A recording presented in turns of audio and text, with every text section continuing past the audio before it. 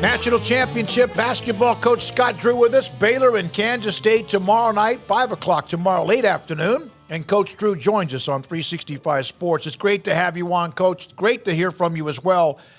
How much are you and the staff just grinding, finding maybe this or that to try to turn the defense or some things around?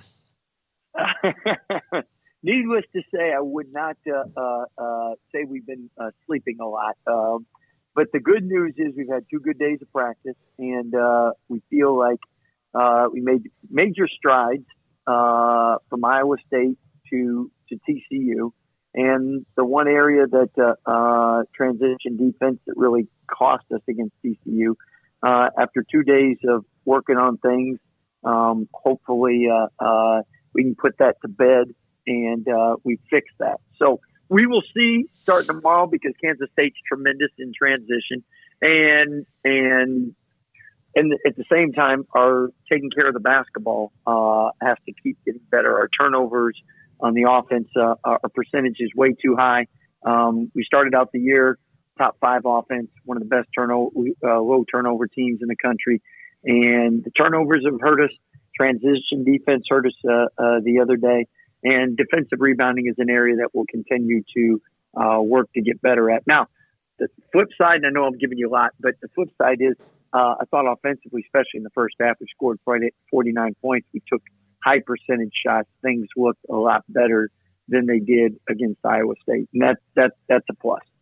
Scott, this is the first time, I think, and correct me if I'm wrong, that you've played family, and your policy has always been it's great as long as it would happen in the NCAA tournament because you've never played your brother or Coach Driscoll, Grant McCaslin, Paul Mills, none of those guys. And now you have to because it's in the conference. Have you had to approach this one a little bit differently because of that? Because this is in almost 20 years the first time you've had to do this? Well, we know what he's thinking, and he knows what we're thinking, and he knows what our calls are, and we know what his play calls are. But I know sometimes people want to know, isn't that fun? Wouldn't it be great? And I'll tell you why it's not. I remember Scott Sutton was at Oral Roberts, and he was playing Sean Sutton at Oklahoma State, and Oral Roberts beats Oklahoma State, and Scott Sutton is crying after the game because he knows that Sean is just getting killed because they lost.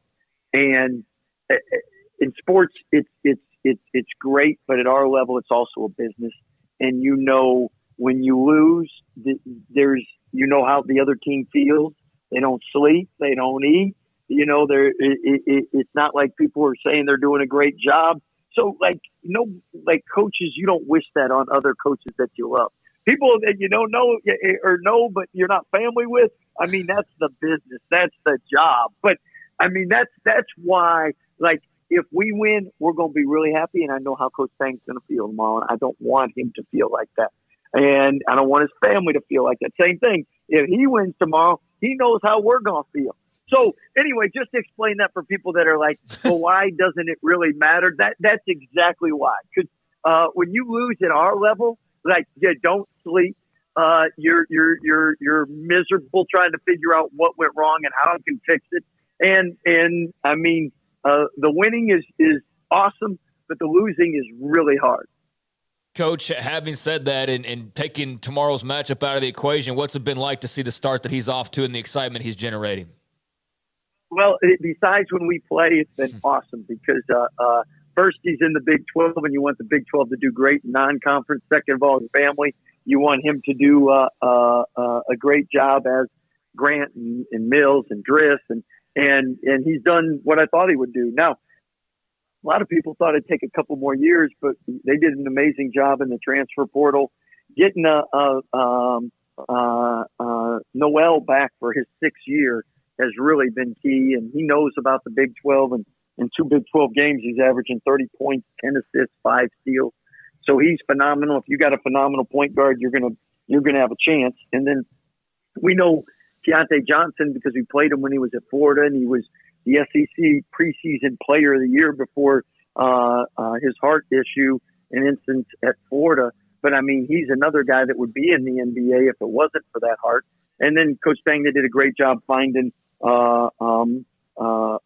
Tomlin, who's a 6'10", great athlete that has only played basketball for a couple years. And those three guys are guys that a lot of NBA people are talking about. And you have a great coach and great players. You got a great program. So Coach Pang and the staff have done a remarkable job, and so excited for them. Now, that being said, tomorrow it's in the Pharaoh. We got to take care of business.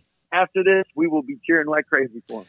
Scott, what is the protocol tomorrow? I think I saw a quote where Jerome maybe even said that, Coach Tang, and he's going to join us in about 30 minutes with that. Have you guys traded text? Have you talked to him? Have you seen him? I know they've practiced. What's going on with that?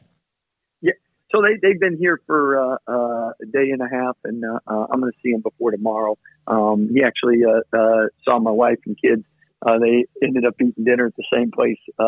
Marisso's the other day. So they've seen him, but I'll see him.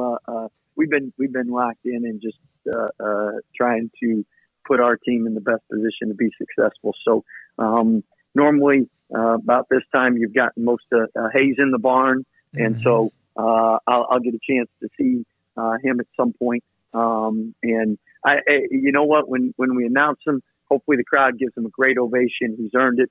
And after that, it's Baylor basketball, and we got to protect the Pharaoh. We got to get a win.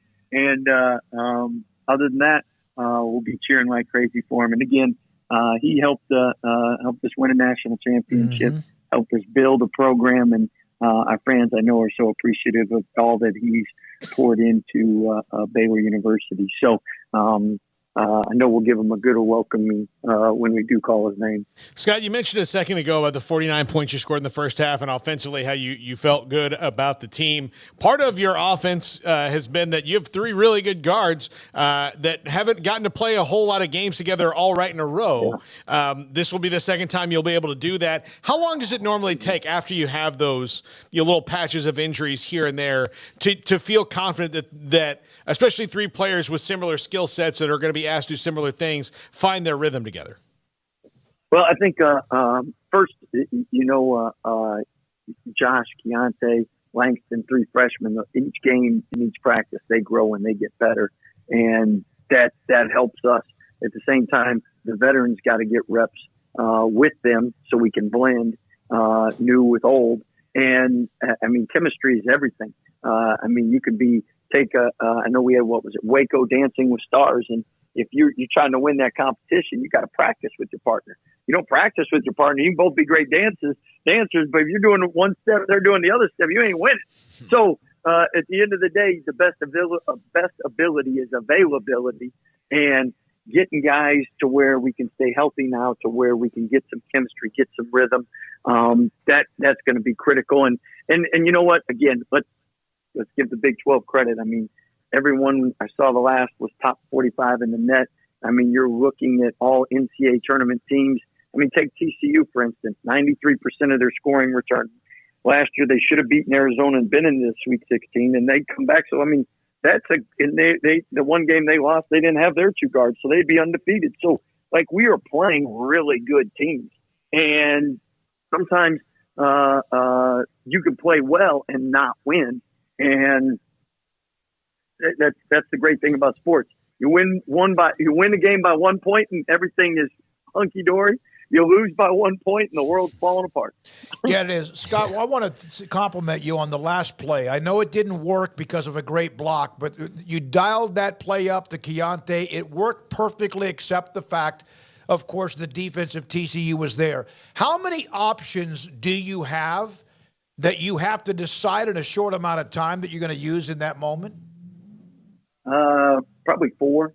And I thought you look at it, Mike hits a huge three over Josh, and Josh has great defense.